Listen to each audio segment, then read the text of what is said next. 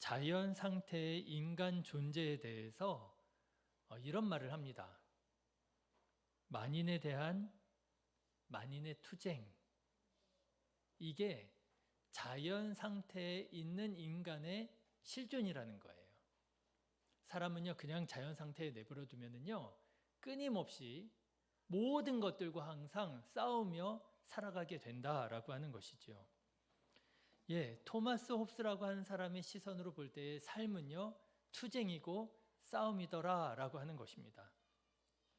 그런가 하면 히틀러라고 하는 사람을 아시죠? 그런데 이 히틀러라고 하는 사람도 자기의 인생을 돌아보면서 그런 책을 썼답니다. 나의 투쟁이라고 하는 책을 썼답니다.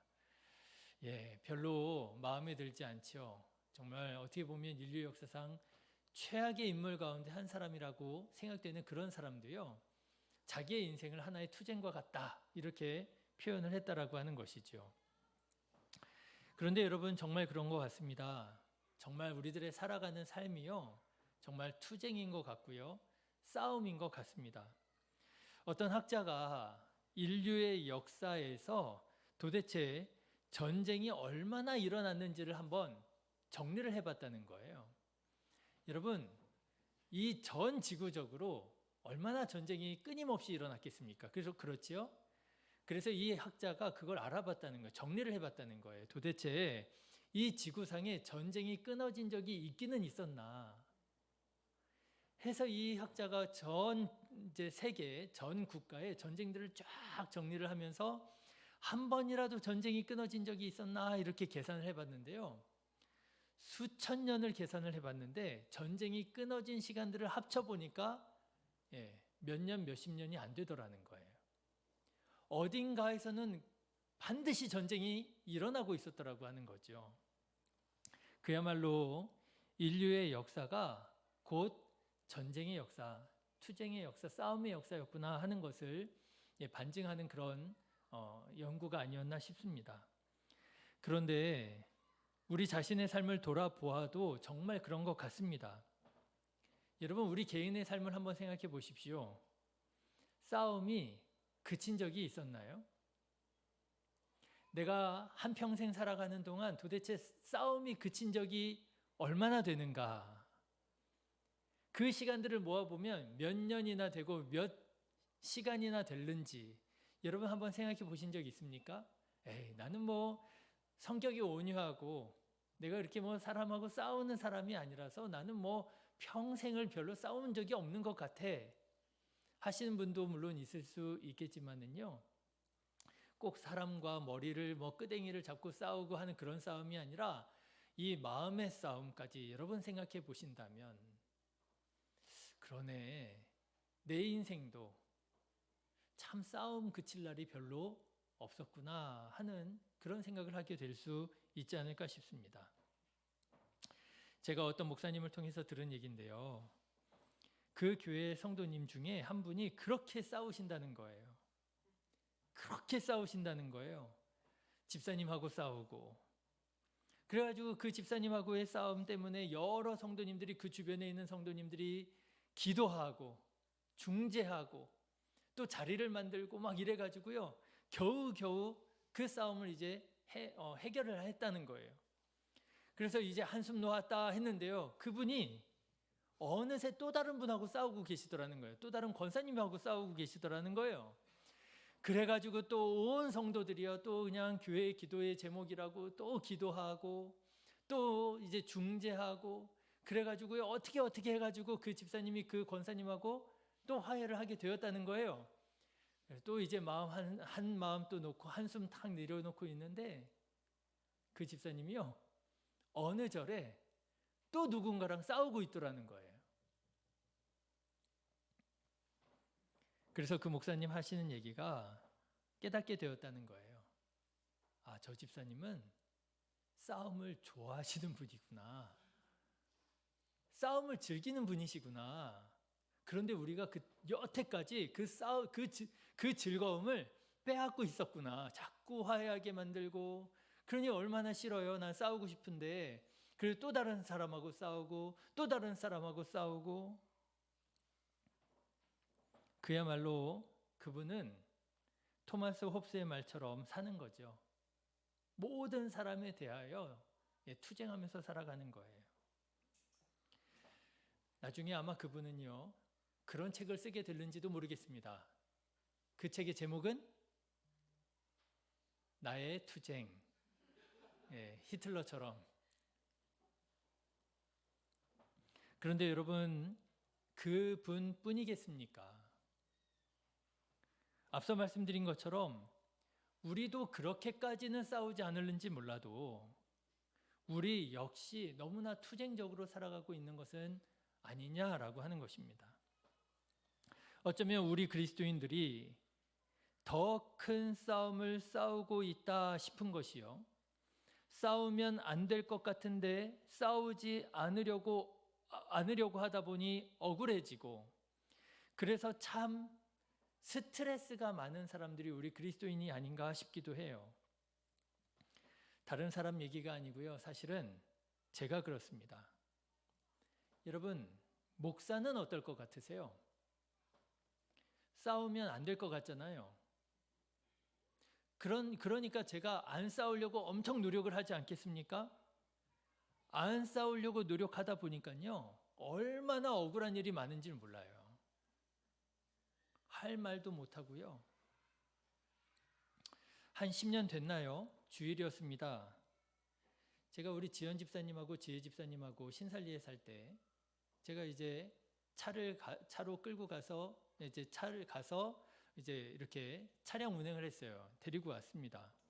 그래서 차에서 딱 내렸는데, 제가 차에서 딱 내리자마자 어떤 아저씨가 와가지고요, 저보다 나이가 좀 젊어 보였는데 저한테 시비를 거는 거예요. 주일 아침부터 차에서 딱 내렸는데. 그러면서 하는 말이, 제가 언제 어디에서 차를 함부로 몰아가지고요, 자기가 기분이 나빴다는 거예요. 그런데 제 차 이렇게 제가 지나가면서 그 옆에 교회, 시내교회라고 하는 그 간판이 있었잖아요, 예전에 차에. 자기가 그 교회 이름표를 보고 우리 교회를 찾아왔다는 거예요. 그런데 문제는 뭐냐 하면요, 제가 그때 그곳에 간 적이 없거든요.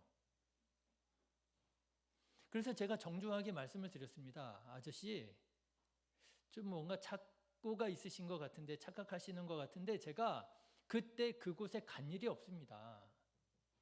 행여라도 간 일이 있으면 저도 모르는 사이에 제가 뭔가 불쾌하게 해드렸을지 모르겠는데, 제가 그때 그곳에 간 적이 없어요. 뭔가 착오가 있는 것 같습니다. 그랬어요. 그런데 이분이 아니라는 거예요. 정확하게 봤다는 거예요. 그러면서 저보고 목사가 거짓말한다고, 거짓말하지 말라는 거예요. 그러면서요, 저한테 몸을 막 들이대면서 저를 치려는 것처럼 막 이러는 거예요. 위협하는 거예요. 언제요? 주일 아침에요. 여러분, 제가 어떻게 했어야 됐을까요? 그냥 맞을까요? 목사가 싸우면 돼요, 안 돼요? 안 되잖아요. 그럼 때리면 제가 그냥 맞아야 됐을까요? 여러분, 맞으면 안 될 것 같아요. 맞으면 아유, 목사님 바보같이 맞고만 있냐, 이런 얘기 들을 것 같아요. 그러면 여러분, 제가 같이 맞서 싸울까요? 제가 이렇게 한 대 맞으면 저도 이렇게 한 대 때리고 그럴까요? 그래도 안 될 것 같은 거예요. 그러면 또 무슨 말 나오겠어요? 목사님이 싸우고 있는다고. 또 그러지 않겠습니까? 맞아도 안 될 것 같고요. 싸워도 안 될 것 같고요. 야, 이거 어떻게 해야 되는지 참 난감하더라고요. 결국 그 사람이 저한테 아주 폭언을 하고 아주 무례하게 위협하다가 돌아갔습니다. 마음을 추스리고 예배를 인도하는데 쉽지가 않더라고요. 그리고 어쨌든 목사는 참아야 돼. 목사는 참는 거야. 그러면서 잘 참고 예배를 드렸습니다. 문제는 그날 밤이었어요. 자려고 누웠는데요, 그 사람이 저한테 했던 그 위협적인 행동과 그 무례한 폭언들이 이게 떠나지가 않는 거예요. 그야말로 이불킥을 하면서 잤잖아요. 너무 억울한 거예요. 너무 화가 나는 거예요. 내가 목사만 아니면 내가 진짜 그냥 확 그냥 막 그냥 내가 그냥 목사만 아니면 내가 막 이런 생각이 드는 거 있죠. 여러분도 그럴 때 있으시지 않으세요? 내가 그리스도인만 아니면 내가 그냥 확 그냥 막 그냥 내가 여러분, 우리도 나름 치열하게 싸우며 살아가고 있는 것이더라고 하는 것이지요. 그런데 문제는 뭐냐? 그런데 문제는요, 우리가 정말 싸워야 할 싸움을 제대로 싸우고 있느냐라고 하는 게 문제더라고 하는 것입니다. 싸우지 말아야 할 싸움을 우리가 싸우고 있는 것이 아니냐라고 하는 것이죠. 싸워야 할 싸움이라면 우리가 제대로 싸워야 될 텐데, 싸워야 할 싸움은 싸우지 않고 싸우지 말아야 할 싸움에 우리가 목숨을 걸고 싸우는 것이 아니냐. 여러분 어떻습니까? 여러분은 지금, 오늘, 요즘 어떤 싸움을 어떻게 싸우고 계십니까? 바라기는 선한 싸움을 제대로 싸워 이기시는 성도님들 되시기를 주님의 이름으로 축원합니다. 싸우고 나서 후회하는 싸움 싸우지 말고요, 싸우고 지고 억울해서 이불킥하는 싸움 싸우지 마시고요, 싸우고 이겨서 기쁘고 감사한 싸움의 승리자들 되시기를 주님의 이름으로 축원합니다. 그렇다면 우리는 어떤 싸움을 어떻게 싸워야 될까요? 그래야 싸우고도 마음 불편하고 찜찜하지 않고, 싸우고도 억울해서 이불킥하지 않고, 싸우고도 내가 그리스도인으로서 당당하고, 내가 그리스도인으로서 후회 없고, 내가 그리스도인으로서 오히려 내가 떳떳하게, 내가 감사함으로 우리 이 싸움을 이기면서 살아갈 수 있을까요? 저는 오늘 사도 바울의 말씀을 통해서 사람과 싸울 것이 아니라 그 사람 뒤에 있는 악한 영과 싸우시라, 이렇게 말씀드리고 싶습니다.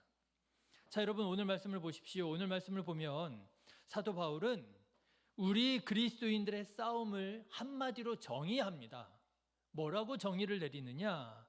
여러분 12절의 말씀을 보실까요? 12절 같이 읽겠습니다. 시작.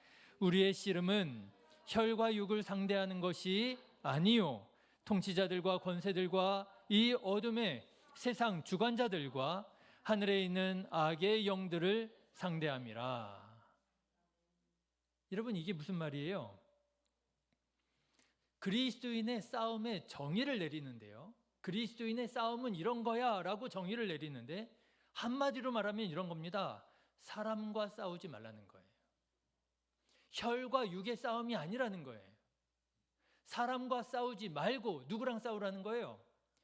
악한 영과 싸우라는 것입니다. 그 사람 뒤에 있는 사단 마귀와 싸우라고 하는 거예요. 여러분 이 말씀을요, 제가 조금 더 확장하면 이렇게 말씀드릴 수 있겠습니다. 사람과 싸우면 그리스도인은 이길 수 없다는 거예요. 심지어는 사람과 싸워서 이겨도 이긴 게 아니라는 거예요. 져도 지고 이겨도 지는 싸움, 다시 말하자면 무조건 지는 싸움이 있는데요, 그 싸움이 뭐냐? 사람과 싸우는 싸움이라고 하는 것입니다. 그런 싸움이 있을까요? 져도 지고 이겨도 지는 싸움, 그런 싸움이 어디에 있을까요? 있습니다.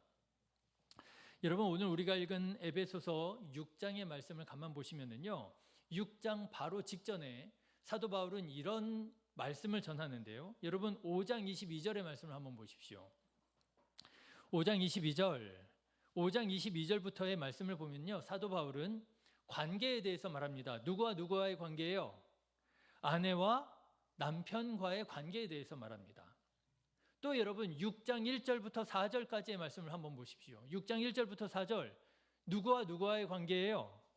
자녀와 부모와의 관계예요.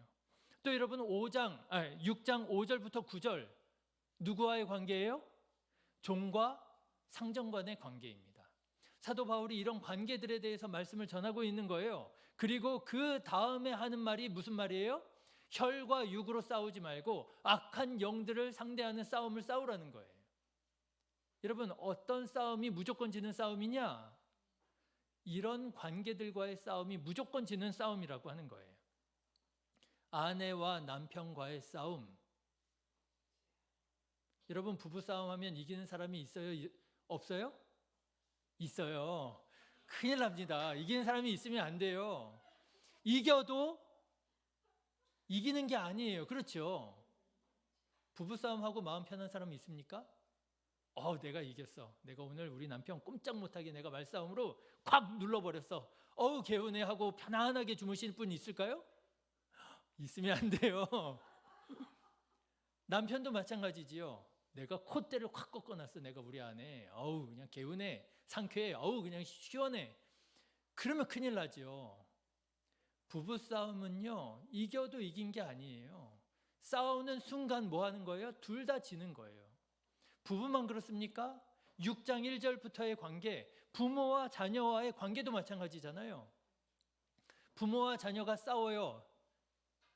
제가 어렸을 때 이 말 썼다가 어머니한테 혼났어요. 부모와 자녀 관계에서 싸우는 건 없는 거야. 혼나는 것만 있는 거야. 맞죠?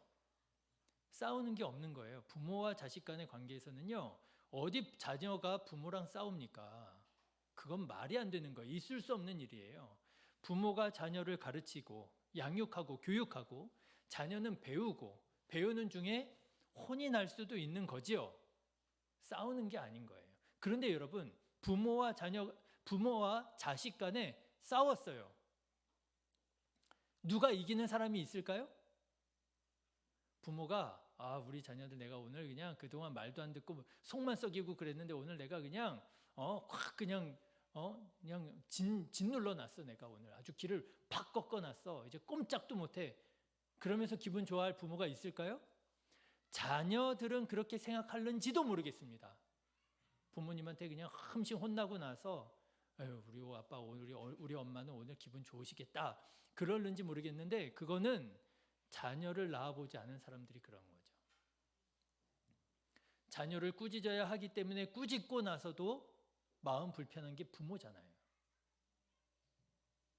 부모 자식 간에 싸워서 이기는 사람이 없어요. 이겨도 이기는 게 아닙니다. 종과 상전 간의 관계도 마찬가지였다라고 하는 거죠. 여러분, 이런 관계는요, 싸우면 안 된다는 거예요. 사람과의 싸움 반드시 진다는 거예요. 이겨도 이긴 게 아니고 지는 거라고 하는 거예요. 예수님께서 말씀하셨습니다. 내 이웃을 뭐처럼요? 내 몸처럼 어떻게 하라고요? 사랑하라고요. 사랑해야 할 이웃과 싸웠으니 이길 수 있겠습니까? 여러분, 예수님께서 말씀하십니다. 내 원수를 어떻게 하라고요? 사랑하라고요. 여러분, 사랑해야 할 사람과 싸웠으면 그리스도인이 이기는 것이겠습니까?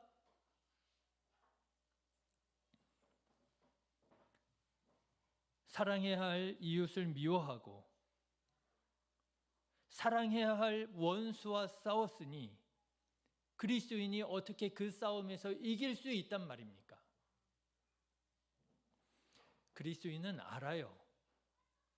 하나님의 말씀을 알기에, 나를 향하신 하나님의 뜻이 무엇인지를 알기에 직감적으로 사람과 싸우면 내가 졌다는 사실을 압니다. 그래서 여러분, 그리스도인은요, 사람과 싸우면 마음이 어때요? 불편합니다. 찜찜합니다. 내가 화가 날 수밖에 없는 상황이에요.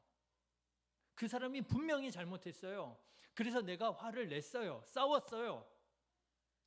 그래도 마음이 불편해요. 왜요? 그리스도인은 알거든요. 내가 사랑해야 할 사람을 사랑하지 못하고 내가 사랑해야 할 사람과 싸웠음을, 내가 사랑해야 할 사람을 미워하고 증오하고 내가 싫어하고 있는 이 감정이 옳지 않다라고 하는 것을 알기에 마음이 무겁고 불편해지는 거예요.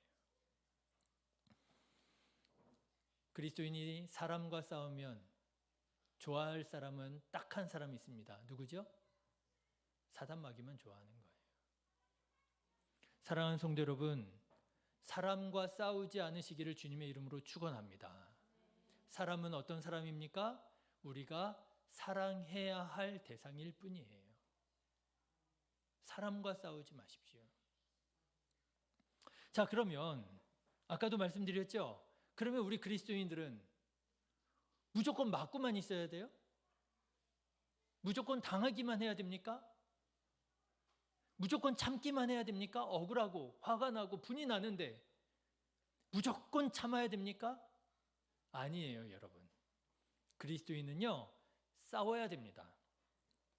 오늘 말씀을 보십시오. 오늘 말씀 보시면 바울은 무조건 참으라고 말하지 않아요. 야, 너희가 예수 그리스도의 제자라면 싸우면 안 돼. 싸우는 것 자체가 죄악이야. 무조건 참아야 돼. 여러분, 사도 바울이 그렇게 말하느냐? 그렇게 말할 것 같잖아요. 안 그래요. 오늘 말씀을 보시면은요, 사도 바울은 싸우라고 말합니다. 싸우라고 말해요. 그런데 여기에 중요한 게 있어요. 뭐가 중요하냐면요, 누구와 싸우느냐, 그게 중요하다라는 거예요. 누구랑 싸울 거냐? 사람과 싸우지 말고 그 뒤에 있는 악한 영들과 싸우라는 거예요. 여러분, 12절의 말씀 우리 다시 한번 읽었으면 좋겠습니다. 같이 읽어보실까요? 시작. 우리의 씨름은 혈과 육을 상대하는 것이 아니요 통치자들과 권세들과 이 어둠의 세상 주관자들과 하늘에 있는 악의 영들을 상대함이라. 저는 우리 성도님들께 그렇게 말씀드리고 싶어요. 사람과 싸울 땐 싸우더라도 사람과 싸울 때가 있지요. 있습니다, 현실적으로. 그런데 여러분, 불가피하게 사람과 싸울 땐 싸울지라도 여러분, 그 사람과 싸우면 안 되고요. 우리는 그 뒤에 있는, 그 사람 뒤에 있는 악한 영들을 보고요, 그 뒤에 있는 악한 영들과 싸워야 된다라고 하는 거예요. 여러분, 절대로 사람과 싸우지 마십시오. 소위 말하자면 감정 싸움하지 마십시오. 영적 싸움을 싸우십시오. 성경을 보면은요, 예수님께서 싸우십니다. 여러분, 예수님의 삶을 한번 가만히 생각해 보세요. 예수님의 삶이요, 그렇게 평안하고 싸움이 없고 그런 삶이 아니었어요. 예수님의 삶도요, 성경 말씀 가만히 보십시오. 싸움의 연속이었어요. 늘 누군가 와가지고 예수님한테 시비를 걸고 문제를 삼고, 그래서 예수님 때때로 그들과 논쟁을 벌이시고, 예수님 예루살렘 성전에 가셨을 때는요, 상을 들러 엎으시고요. 가만 생각해 보십시오. 예수님이요, 마음이 온유하고 겸손하신 예수님이요, 예수님의 삶을 생각해 보면 아, 예수님도 싸우셨구나, 끊임없이 싸우셨다는 것을 우리가 기억하게 됩니다. 그런데 예수님께서는 어떻게 싸우셨느냐? 말씀을 한번 생각해 보십시오. 당연히 싸워야 할 것 같은 싸움은 안 싸우시고요, 싸우지 말아야 할 것 같은 싸움을 맹렬하게 싸우신 분이 예수님이세요. 거룩한 제사장들, 율법을 생명처럼 지키는 바리새인들, 얼마나 치열하게 싸우셨습니까? 한치도 양보하지 않으셨어요. 오히려 예수님께서는 그들을 향해서 무섭게 진노하시면서 싸우셨습니다. 싸우지 말아야 할 것 같은 싸움을 예수님께서는 아주 치열하게 싸우셨어요. 그런가 하면 반면에 싸워야 할 것 같은 사람들과는 안 싸우십니다. 가늠하다가 현장에서 잡혀온 여인과 싸우지 않으십니다. 세리들과 싸우지 않으십니다. 세리들과 함께 밥을 먹고 그들의 친구가 되어주십니다. 이상하지 않으세요? 싸워야 할 것만 같은 싸움은 안 싸우시고요, 싸우지 말아야 할 것 같은 싸움을 예수님께서 싸우십니다. 왜요? 예수님은 그 사람들과 싸우신 게 아니에요. 그 사람들과 싸운 게 아니라 그 사람 뒤에 있는 악한 영들과 싸우신 것입니다. 예수님께서 왜 제사장들과 바리새인들과 싸우셨느냐? 제사장들의 위선과 싸우신 것이고요, 바리새인들의 누룩과 싸우신 것이고요, 그 성전에 있는 부정과 부패와 비리와 싸우신 거죠. 예수님께서 왜 가늠하다 잡혀온 여인과 싸우지 않으셨느냐? 예수님께서 왜 동족의 피를 빨아먹는 세리들과 싸우지 않으셨느냐? 예수님께서는 그 사람과 싸우시는 분이 아니라 그 사람 뒤에 있는 구조적인 악과 싸우신 거예요. 로마 제국에 의하여 어쩔 수 없이 그들이 해야만 했었던 그런 아픔을 보시고요. 그들이 진정으로 회개했을 때 그들의 회개를 기뻐 받으시고요. 그들의 친구가 되어주시고요. 여러분 보십시오. 예수님께서 안 싸우셨나요? 아니에요. 예수님께서요 싸우십니다. 무섭게 싸우십니다. 그런데 누구와 싸우셨느냐? 사람과 싸우신 게 아니라 그 사람 뒤에 있는 영과 싸우시더라고 하는 거예요. 사랑하는 성도 여러분, 이렇게 예수님처럼 싸우시는 우리 성도님들 되시기를 주님의 이름으로 축원합니다. 만인에 대한 만인의 투쟁에서 누군가 끊임없이 싸워야 되는 그런 싸움꾼이 아니라 우리 안에 미움과 증오와 이런 악한 감정들을 품고 살아가는 누군가 나를 건드리기만 해봐라. 그렇게 분노로 살아가는 사람이 아니라 우리를 이간질시키고 우리를 사분오열 갈라지게 만들고 갈등하게 만드는 악한 영들을 분별하고 악한 영들과 싸우는 우리 성도님들 되시기를 바라요. 이렇게 싸워야 여러분 후회 없는 싸움을 싸울 수 있습니다. 이렇게 싸워야 마음 찜찜하고 마음 불편해지는 싸움을 싸우지 않을 수가 있습니다. 이렇게 싸울 때 우리는 우리 안에 있는 부조리와 오해를 극복하고 모든 사람이 웃을 수 있는 승리를 거둘 수 있게 되는 것이지요. 여러분, 악한 영들을 분별하는 저와 여러분 되시기를 다시 한번 주님의 이름으로 축원합니다. 오늘따라 시간이 굉장히 빨리 간 것 같아요. 제가 어제 3.1절을 맞이해서 학생부 아이들을 데리고 서대문 형무소에 다녀왔습니다. 사실은 요즘에 일정이 좀 많이 바빠요. 그래서 우리 학생들이 저에게 좀 같이 갔으면 좋겠다고 부탁을 해왔거든요. 근데 선뜻 대답하기가 쉽지가 않았습니다. 좀 많이 바쁜 중에 있어서. 그런데 간만에 또 학생들이 역사여행 목사님이 안 가시면 안 될 것 같습니다. 막 저를 이렇게 띄워주더라고요. 또 제가 홀랑 거기에 넘어갔잖아요. 그렇지, 내가 가야지. 그러고 이제 제가 알겠다고 가겠다고 허락을 했습니다. 그런데요, 가뜩이나 바쁜 일정 중에 지난 주 중에 계속 일정이 생기는 거예요. 부담이 너무 커져 버렸습니다. 그럴 때 하는 생각이 뭐죠? 괜히 허락했어. 내가 약해지면 안 됐는데, 마음을 담대히 하고 내가 딱 거절했어야 되는데 너무 막 일이 많아지니까 감당이 안 되더라고요. 그래도 어떻게 해요? 부담감을 가지고 막 시간을 이렇게 해가지고요. 이제 아이들과 함께 갔습니다. 그런데 여러분 막 이렇게 부담이 생기고 하는 중에 제 안에 문득 이런 생각이 들었어요. 여러분 1919년 3월 1일 우리 선조들은 도대체 어떤 마음으로 태극기를 흔들면서 대한독립 만세를 외쳤을까? 여러분 혹시 생각해 보셨습니까? 1919년 3월 1일 그날도 일제가 일본 군경이 우리나라를 무단으로 통치하고 있을 때입니다. 그런데 여러분 도대체 무슨 생각으로 우리나라 국민들은 태극기를 만들어서 태극기를 흔들면서 대한독립 만세를 외쳤던 것일까요? 왜? 무슨 생각이었을까요? 여러분 태극기 흔들면 총칼을 가지고 있었던 일본의 군경들이 야 쟤네들 평화적 시위하는데 우리가 무력으로 진압하면 안 되지 그랬을까요? 여러분 우리나라 국민들이 대한독립 만세를 외치면 우리나라의 국권을 빼앗아간 일제가 얘네들이 보니까 독립을 이렇게 원하네. 그럼 우리가 돌아가야지 하고 일본이 자기가 스스로 일본으로 돌아갔을까요? 여러분 3.1 운동에 참여했던 사람들은 그런 순진한 생각을 하고 태극기를 흔들면서 대한독립 만세를 외쳤을까요? 도대체 무슨 생각으로 태극기를 흔들고 만세를 외쳤을까요? 가만 생각해 보니까 이게 이해가 안 가요. 가능성이 없는 일이잖아요. 태극기 흔든다고 돌아갈 리 만무하고요. 구호를 외친다고 인정해 줄 리 만무하고요.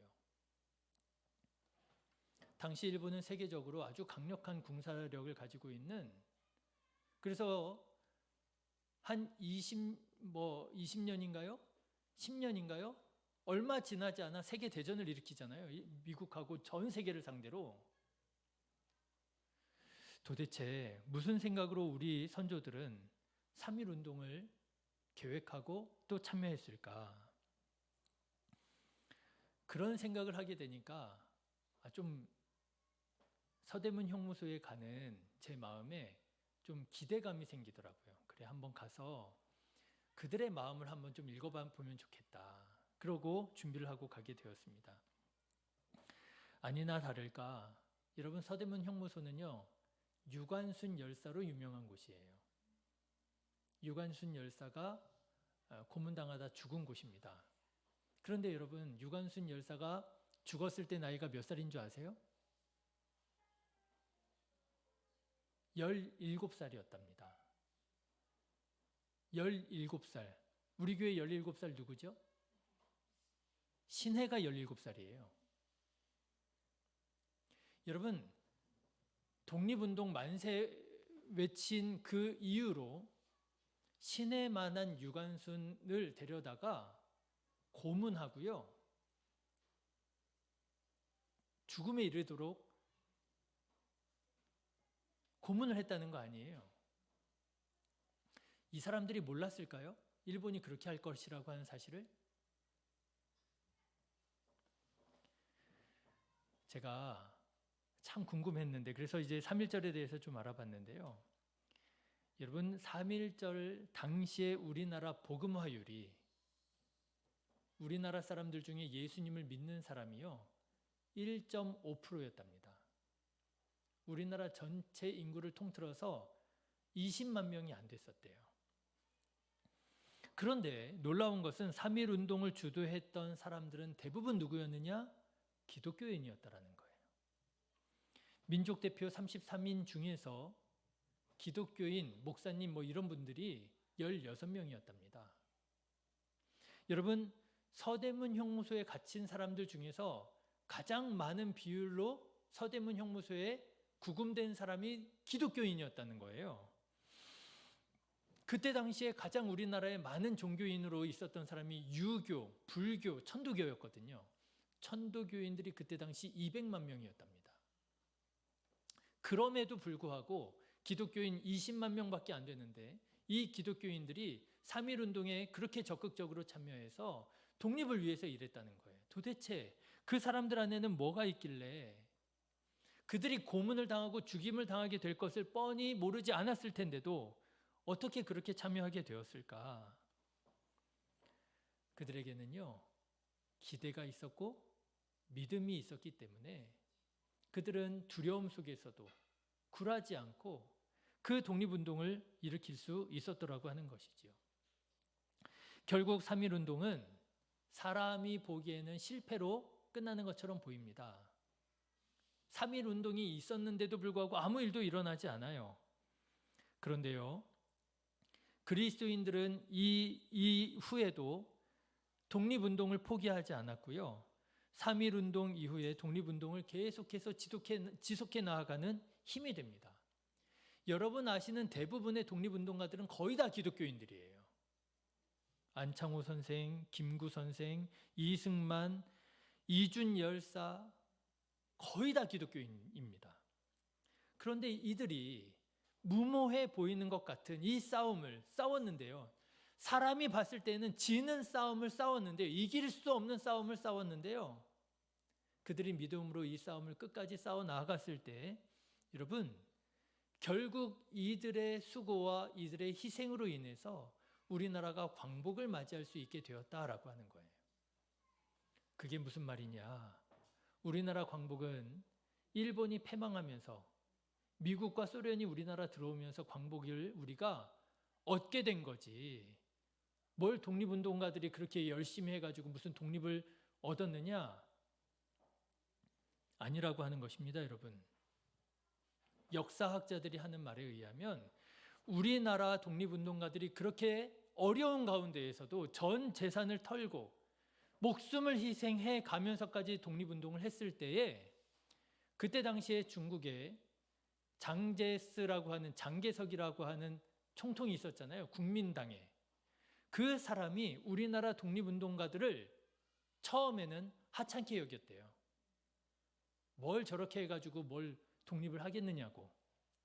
그런데 안중근 의사, 윤봉길 의사 이런 사람들이 하는 일들을 보면서 우리나라 독립운동에 대해서 평가를 다시 하게 되었고요.